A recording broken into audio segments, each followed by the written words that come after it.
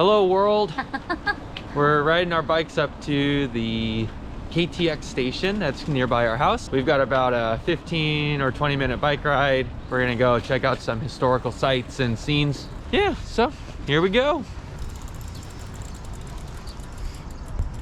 Number 203, departing for Masan, Jinju at 8:39. That's our train.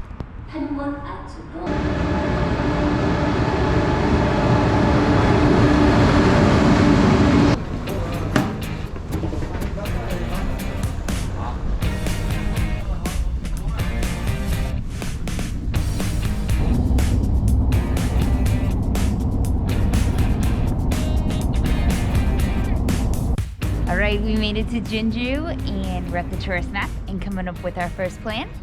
So we're down here at Jinji Station, and we're gonna kind of cruise through town a little ways, and then once we get to the river, we can follow the walking, cycling path all the way up and around to the main attraction, which is the Jinjuseong Fortress, and we'll check out the ancient city from there. That's the plan for now, and we'll see where we end up.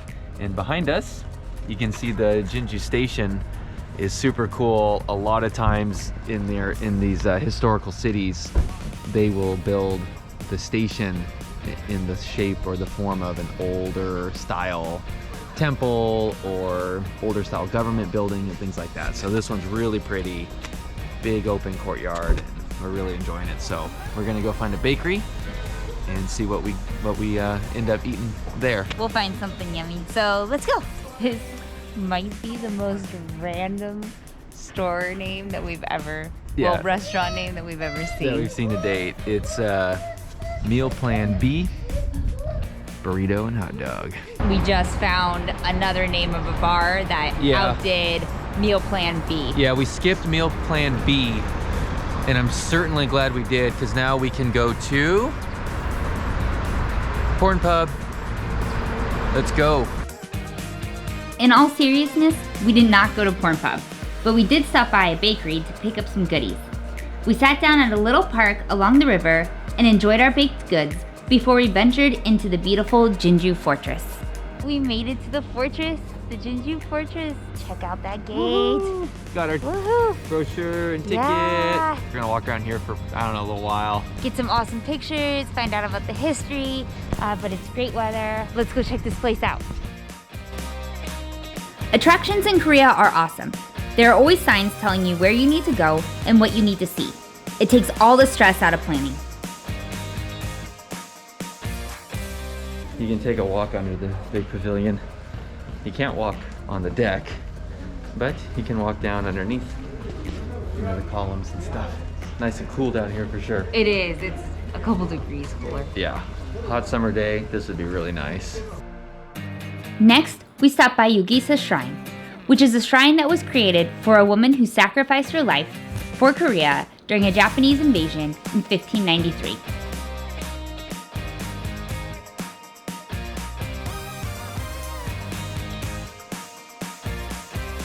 After that, we passed by the cell of Jae Mal and Jae Hong Rock, which was built in 1792, so we remembered the two army leaders from the 1500s.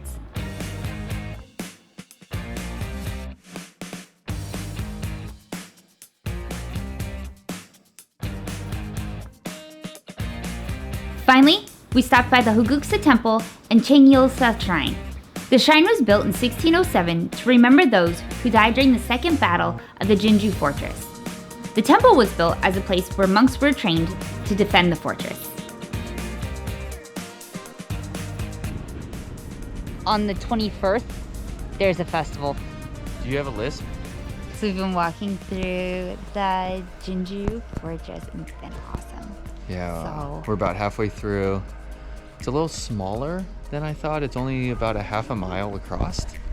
So cruising through here, you could cruise through here in a couple hours easily, taking your time, or if you wanted to just, if you're short on time, even an hour, you could get here, check things out, and get a good feel for the history and the importance of this site.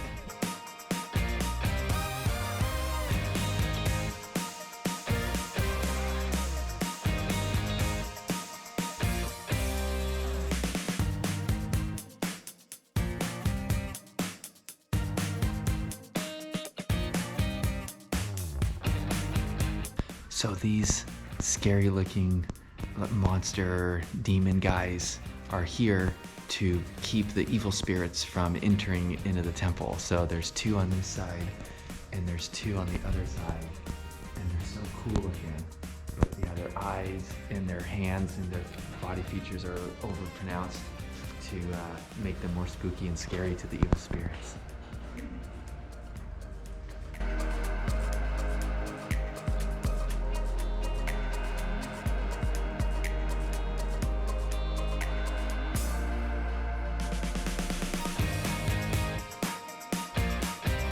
We made it through Hongguksa Temple.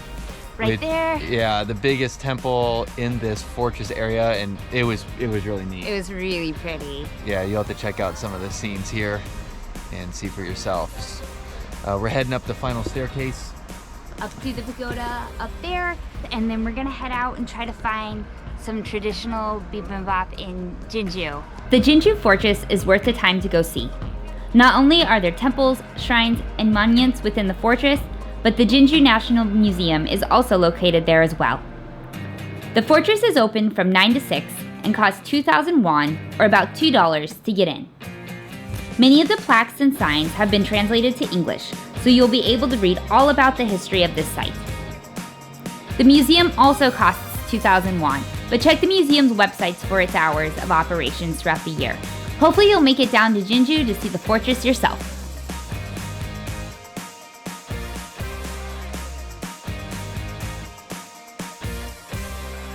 I couldn't find the traditional bibimbap, but I found the dosa version.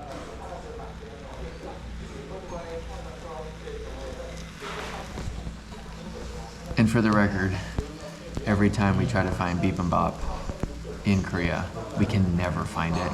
Like we did today, we walked around 45 minutes, couldn't find bibimbap. And then as soon as we stop looking for it, it's all we see. Just finished lunch, waiting at a bus stop. We're heading out to Jinyoung Lake. Jinju Lake. So we're gonna head out there, look at some pretty views. There's supposed to be like a tower observatory thing out there that looks kind of cool. We were easily able to catch a bus that took us straight to Jinyang Lake. The bus ride was only about 20 minutes long, so the lake isn't that far out of town. The observatory was about a 20 to 30 minute walk from the bus stop, with little sites and cafes all along the way. Made it to the top of the observatory. Jinyang Lake is actually a reservoir, and there is plenty to do in the area. There are hotels, restaurants, a little zoo, and an amusement park.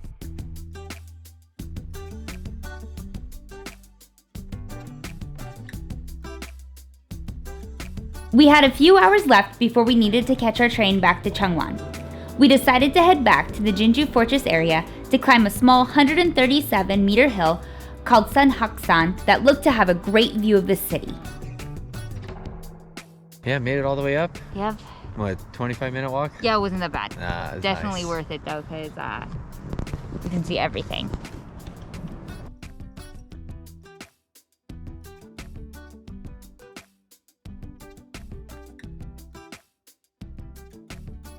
So this is Jinju. Alright, so something we have not mentioned about Korea, but is awesome about Korea, is all the vending machines, and they're everywhere. Yeah, they're on the streets. Here at the top of the mountain. You can buy your assortment of cold and bubbly beverages, and yeah, no one vandalizes or steals anything. So water's about 80 cents. You can grab some awesome Milkis For a dollar. for a dollar. Everything It's else like is some rice drinks, juice, juicy, Tropicana. some Gatorade in case you got your sport on. Is that apple juice or tomato juice? Sagwa. So we're going with apple. Crushable apple coffee. Peachy. And if you really needed coffee, this coffee machine looks like it's from the 80s, but it's Yeah, that one looks a little rough. still working. But it's working. So Running good. yeah, we've seen these in a lot of places where we've you had our fair share of mountaintop vending machines. Yeah. I mean, they're not every mountaintop, but anything that would be really easy accessible by public, and you might have a good chance of having a vending machine up there. All right, another super cool thing about Korea is at the top or near the top of most small mountains close to the city, you will find an entire fully operational outdoor gym. Obviously there's no electric treadmills or anything like that, but there's entire weight sets, so all sorts of equipment up here. So we'll give you a quick tour. You can also find them like smaller versions along like parks, like public parks along rivers and stuff like that. These ones are like intense and awesome, and there's no one here. So yeah, so usually, you know, after you've suffered for hiking for an hour or so up the mountain, this is your reward when you get to the top or near the top. Check it out. Got a leg lifting machine. Yep. And some chin-up strap or pull-up straps and hang straps. Oh, don't forget you got a hanger. Oh, you know, for they've given you a hanger so you can hang your jacket. That one might not be as traditional. Oh, there's scales. You can check your weight. You've got your leg press machine. Yep. All right. Yes, you have scales just in case you need to check your weight. Yep. All right, onward. This is the free weight section. Numerous dumbbells.